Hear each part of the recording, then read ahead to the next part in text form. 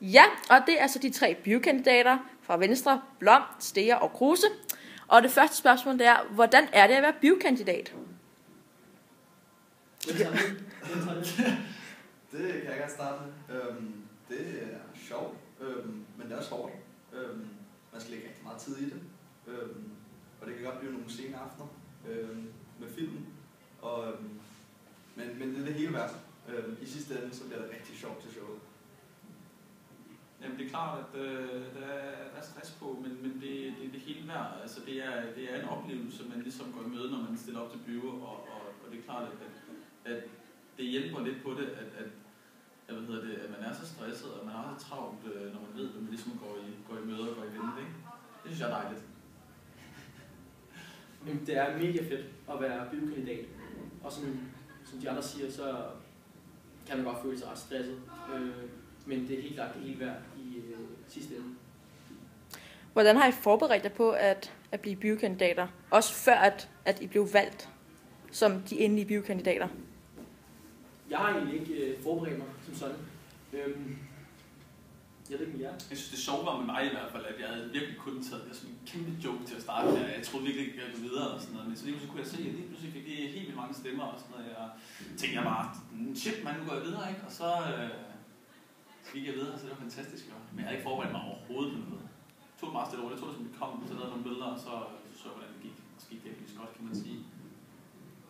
Ja, men altså, man forbereder sig jo med, at man lige samler de venner, man tænker, okay, de skal med.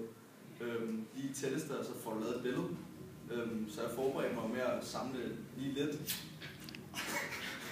Det er godt. Jeg skulle gå videre. Men det gik først rigtig i gang, når man fik at vide, at man havde gået videre. Hvordan er jeres indbyrdes forhold? Altså, nu har jeg jo lige givet hinanden et dejligt smækkys. Så hvordan er jeres forhold indbyrdes? Vi har det. Det er klart, at vi er dødsfiner. Ej, vi har det godt. Har vi det godt? Ja, det er super godt. Det er godt. Så I tager det rimelig cool, ikke sådan konkurrenter med stort K, eller hvad? Selvfølgelig skal vi være konkurrenter. Det er jo vigtigt, at man skal kæmpe. Ellers har vi ikke stillet op, vil jeg sige. Selvfølgelig går vi alle sammen efter at vinde, ellers havde der været nede og stillet op. Men altså, det er klart, at det havde været nede, hvis vi ikke kunne tale sammen, vil jeg sige. Så det er kun positivt, at vi kan det indbyrdes.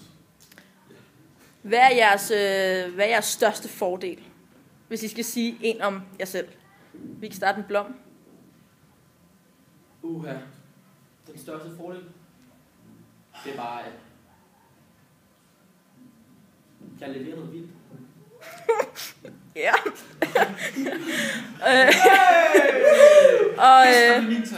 Mads, din største fordel? Min allerstørste fordel er nok, at jeg har en fantastisk charme. Ikke dårligt. Og Kruse? Jamen, nu skal man jo ikke tage det, som de har taget, men mit hold er rigtig godt. Og så har jeg et stort overskud. Mit hold er også godt. Mit hold er også rigtig godt. Så Jeg har meget svært ved at blive stresset. Og det tror jeg er en rigtig god ting, at jeg godt kan tage alle ting meget stille og roligt. Og det sidste spørgsmål. Kan I løfte noget af sløret fra jeres show på næste fredag? Vil du et kop nu? Nej, jeg vil sige, det er meget svært, hvis det er jo sjovt for jer, så I får noget surprise. Så giv mig et nøgleord. Okay, ja.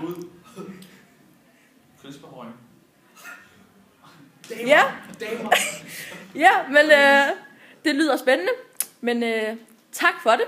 Og I må have held og lykke. Mange tak.